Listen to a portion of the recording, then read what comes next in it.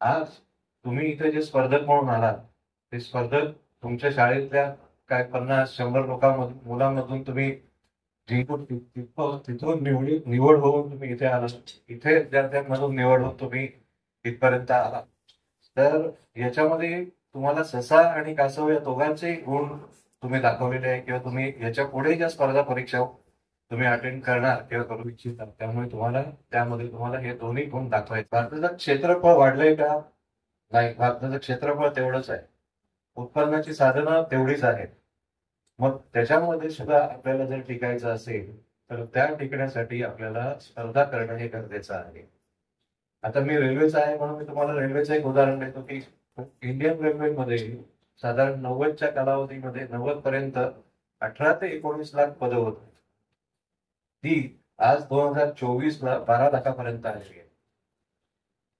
तर ही एवढी जी 7 ते 8 लाख पदं कमी झाली, तर त्याच्यामध्ये जर आपल्याला पोहोचायचं असेल, तर त्या 12 लाखामध्ये आपल्याला पोहोचायचं असेल, तर आपल्याला स्पर्धा देणं गरजेचं आहे.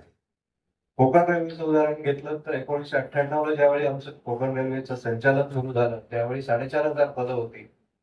8 ते 10 ट्रेन आम्ही चालवत होतो सुरुवातीला. आज 70 ते 80 ट्रेन आम्ही चालवतोय. पण 5,400 म्हणजे फक्त आमची 700 ते 800 पदं त्याच्यामध्ये वाढली. या सर्वाला कारणीभूत काय आहे की आर्टिफिशियल इंटेलिजन्स आहे किंवा मशिनरी आहे.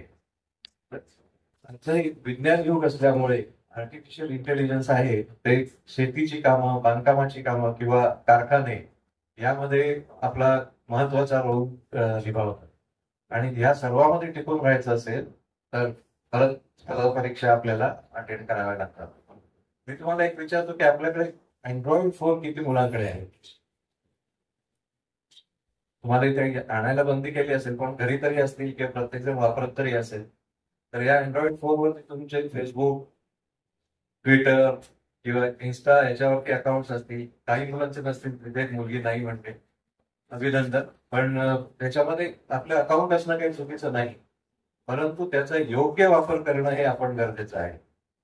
एक मोठे उद्योजक होऊन गेले, त्यांनी सांगितलं होतं की कर लो दुनिया मुठी में. खरोखरच आज तो मुठीत राहणारा अँड्रॉइड फोन आहे. याच्यामध्ये आपल्या जसं सरांनी सांगितलं की गुगल करा, तर त्या गुगलमध्ये एवढी माहिती आहे की आपण कोणताही प्रश्न विचारा, तुम्हाला समर्पक उत्तर मिळतं.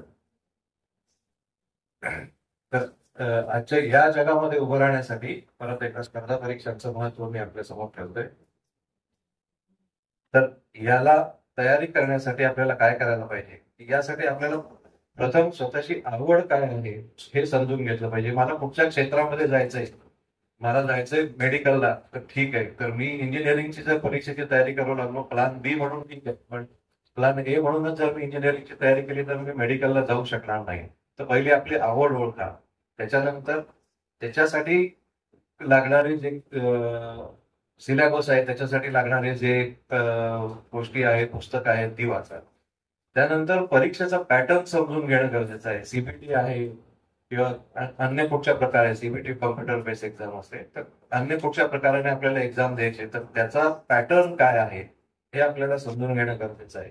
आणि त्यानंतर मग त्याची रणनीती ठरवायची की आपल्याला कुठली पुस्तकं वापरायची, आपल्याला काय स्पीडने अभ्यास करायचा आहे, किंवा आपल्याला कोणत्या कोणत्या प्रश्नांना पुढे सामोरं जायचंय.